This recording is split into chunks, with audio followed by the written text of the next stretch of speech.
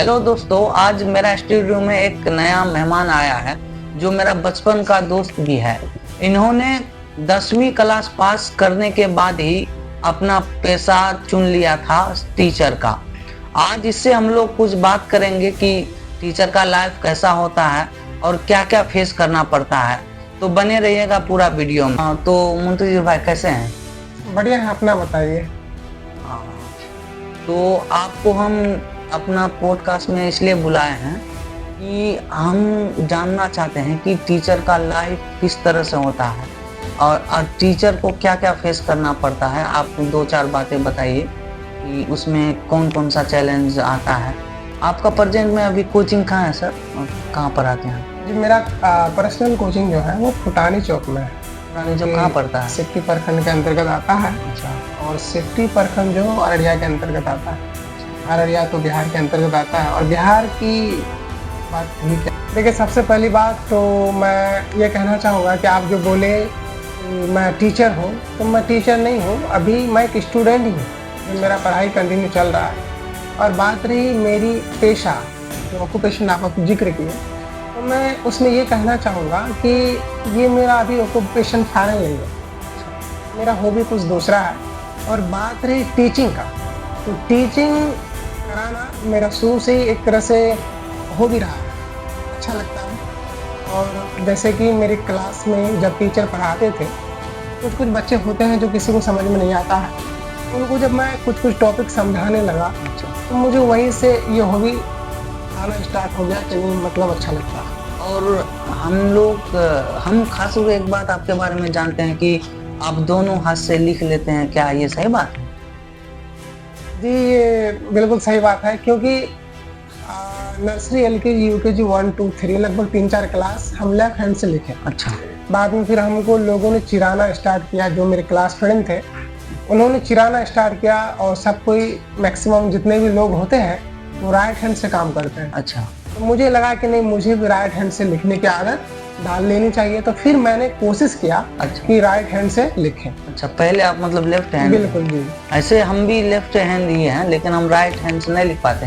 लेकिन आपका राइटिंग जो हम देखें कि दोनों हाथ से एकदम पूरा परफेक्ट राइटिंग बनता है, मतलब उसमें कोई अंतर नहीं कर पाएगा कि अब लेफ्ट हैंड या है राइट हैंड, मतलब इस तरह का आप क्वालिटी पाया। अच्छा, हम ये बात बोलेंगे कि आप कब से मतलब इस लाइन में आए हैं पढ़ाने के क्षेत्र में? अब तक आप कितना बच्चों को मतलब एग्जाम पास करवा दिए 10th और 12th का आपको? देखिए, हम एक्चुअली 2018 से ही पढ़ा रहे हैं। अच्छा। तो मेरे मार्गदर्शन बहुत ऐसे बच्चे हैं जो मैट्रिक का एग्ज़ाम दिए और वो भी बहुत अच्छे जगह में हैं। और बहुत ऐसे बच्चे हैं जो 12th भी दिए हैं। तो ऐसा कहा जा सकता है, 1000 तो नहीं बोलेंगे, लेकिन सैकड़ों ऐसे बच्चे हैं जो कहीं ना कहीं मुझसे पढ़े हुए हैं, शिक्षा हासिल किए हैं। और कहीं भी मिलते हैं तो बहुत अच्छा लगता है, बात करते हैं, बहुत खुशी मिलती है।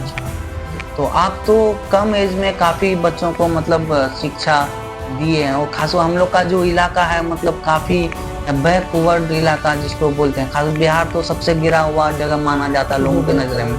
और उसके बाद उस जगह में से सबसे कमज़ोर इलाका यानी कि अररिया जिला से हम लोग बिलोंग जो करते हैं, तो उसमें आप बहुत बड़ा काम किए हैं। और दूसरा बात हम ये आपसे पूछना चाह रहे हैं कि इस टीचिंग के क्षेत्र में जितने भी लोग आते हैं खासकर प्राइवेट सेक्टर में, तो काफ़ी कम बच्चा हमको दिखता है। हम देखते हैं कि वहाँ पे मतलब लोग इतना इंटरेस्ट नहीं होता है कि बच्चा आए या पढ़े।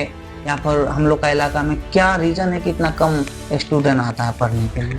देखिए, आप तो बोलते बोलते कई क्वेश्चन इसमें कर दिए हैं। सबसे पहले तो मैं आपको ये बताना चाहूँगा कि हमारा जो बिहार है अभी पिछड़ा है, वर्तमान में पिछड़ा है। अच्छा। लेकिन जब आप इसका इतिहास पढ़ेंगे तो ये बहुत ही गौरवशाली रहा है जी जी।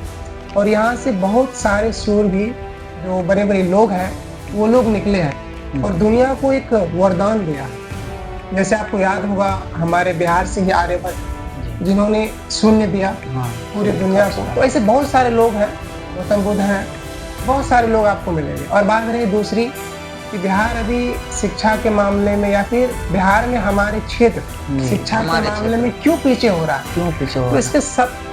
तो इसका सबसे बड़ा रीजन हम ये कहना चाहेंगे कि जितने भी बच्चे अभी हैं वो कहीं ना कहीं संगति का जो असर होता है ना, उससे प्रभावित है।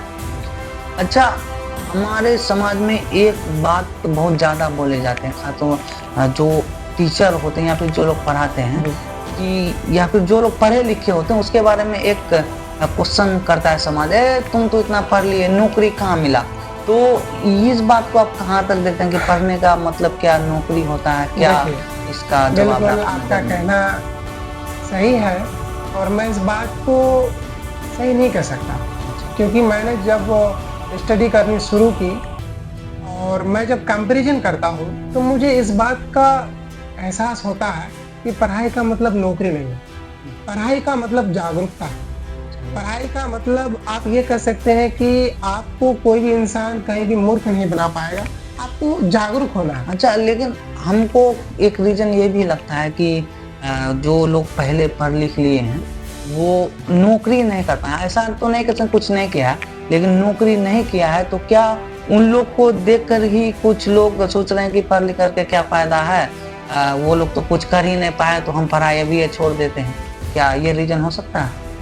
देखिए, ये रीज़न भी हो सकता है, लेकिन ये पूरी तरह से हम नहीं कर सकते, क्योंकि बहुत सारी समस्याएँ इसमें है और जब हम बात करेंगे तो आपको बहुत कुछ ऐसा दिखने को मिलेगा, क्योंकि देखिए इसमें सरकार की भी कुछ ज़िम्मेदारी है जो अच्छी तरह से नहीं निभा रही है।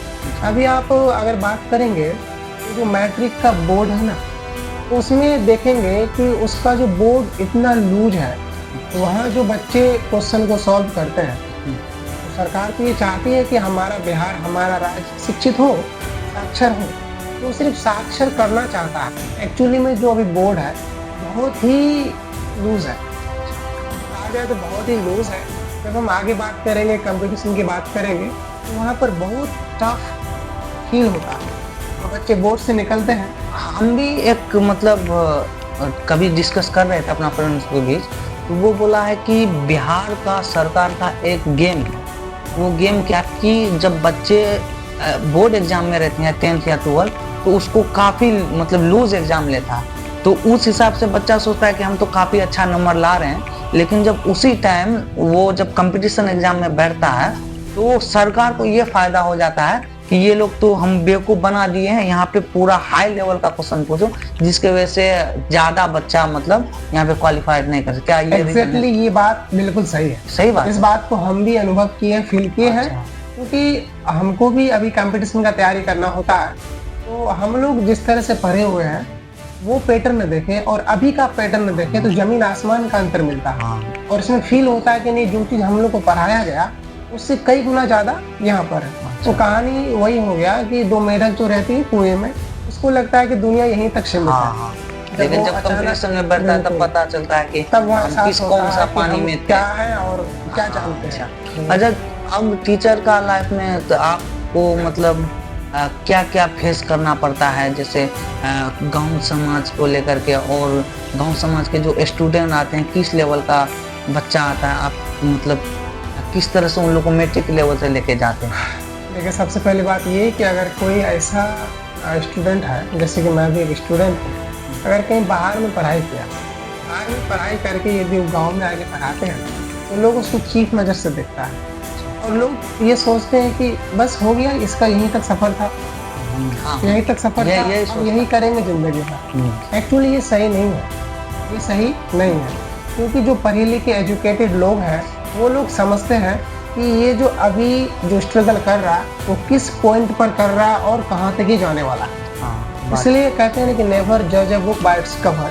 किसी भी पुस्तक का जिल्द को देख करके हम ये नहीं कह सकते कि उसके अंदर क्या है, जब तक उसको आप पढ़ेंगे। एक और सवाल मेरा जहन में आ रहा था कि मेरा एक टीचर है, मुझसे जब मिले थे तो वो ये बात बोल रहा था कि मेरे पास स्टूडेंट भी अच्छा है, लेकिन जब हम लोग रुपया मांगते हैं तो कुछ बच्चा पढ़ने ही नहीं आता है, और या फिर जिससे मांगते हैं बोला आजकल करके 2 महीना 3 महीना का रुपया एडवांस में रहता है। क्या ये भी रीजन हो सकता है कि बच्चा मतलब आप लोग की वजह से ही छोड़ दिया, आप लोग ज़्यादा तंग करते हैं पैसा के लिए?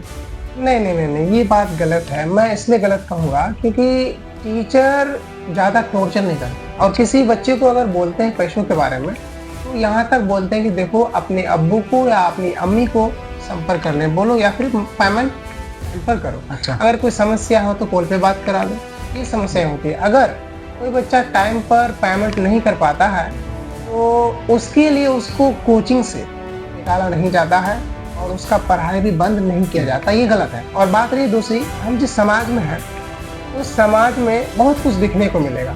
सपोज मान लीजिए कोई फैमिली है और वो फैमिली, अभी आपको पता है कि सभी का घर में मोबाइल है, हाँ रिचार्ज कितने का होता है आप बताइए?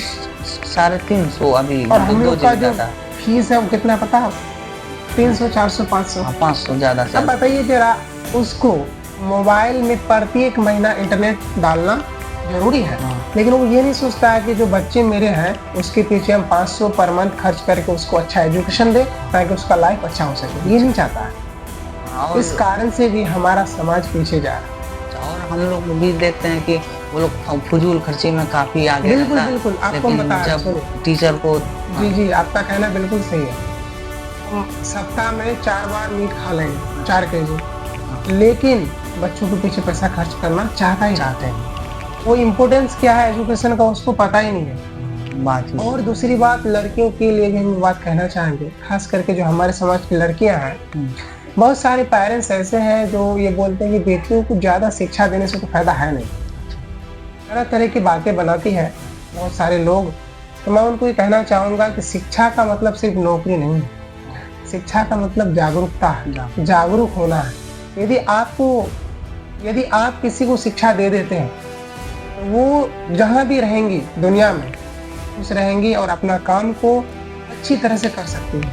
अच्छा, वो तो ठीक है कि शिक्षा बहुत जरूरी है, हम भी मानते हैं, पूरा दुनिया मानता है, क्योंकि एजुकेशन नहीं होता तो इस दुनिया में शायद ही कुछ इतना टेक्नोलॉजी हो पाता। बिल्कुल। तो लेकिन कुछ लोगों का कहना ये है कि जितना पढ़ा लिखा होता है लोग उतना ही जाल होता है, ये कहाँ तक सही है? नहीं, नहीं, ये मतलब गलत बात है। अच्छा, नहीं, हम सुनते हैं लोगों का जी, जी। कि ये आप उन लोगों से सुनते होंगे जो एक्चुअल में अनएजुकेटेड है, जो पढ़े लिखे नहीं है, क्योंकि पढ़ा लिखा इंसान खुद अपना इंसल्ट नहीं कर सकता। ये बात सही है, आपको ये बात मानना ही पड़ेगा।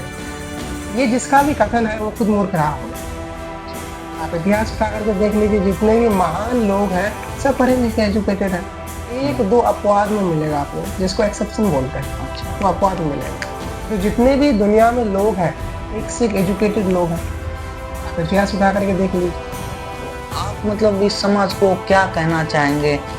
शिक्षा के मामले में कौन सा संदेश देना चाहेंगे आप कि बच्चा ज़्यादा से ज़्यादा पढ़े, उसका खास गार्जियन तक पहुंचाना है ये बात? देखिए, हम ये कहना चाहेंगे कि हमारा अगर घर ठीक है तो एक वार्ड ठीक होगा, जब एक वार्ड ठीक होगा तो एक पंचायत ठीक होगा, जब एक पंचायत ठीक होगा तो एक प्रखंड ठीक होगा, जब एक प्रखंड ठीक होगा तो एक जिला ठीक होगा, जब एक जिला ठीक होगा तो एक राज्य ठीक होगा, स्टेट ठीक होगा, जब एक स्टेट ठीक होगा तो मिलकर के एक देश बनेगा, जब एक देश ठीक होगा तो एक दुनिया, अच्छी दुनिया का निर्माण होगा।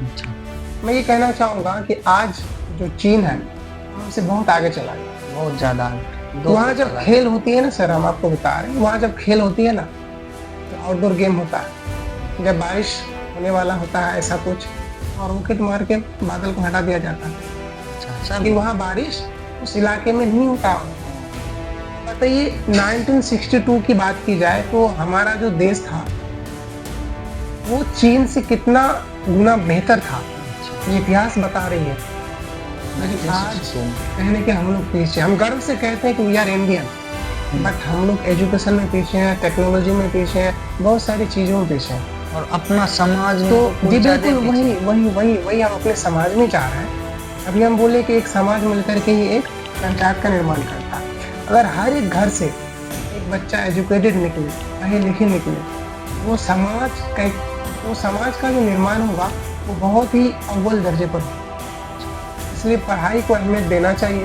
मैं सभी लोगों से कहना चाहूँगा, एक नारा भी है ना कि एक रोटी कम खाओ लेकिन अपने बच्चों को जरूर पढ़ाओ।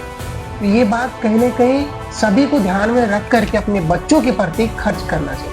हाँ, खर्चा करना चाहिए, क्योंकि मतलब शिक्षा ही हर चीज़ है पूरा दुनिया में। बिल्कुल। तो मिलते हैं दोस्तों दूसरा वीडियो में।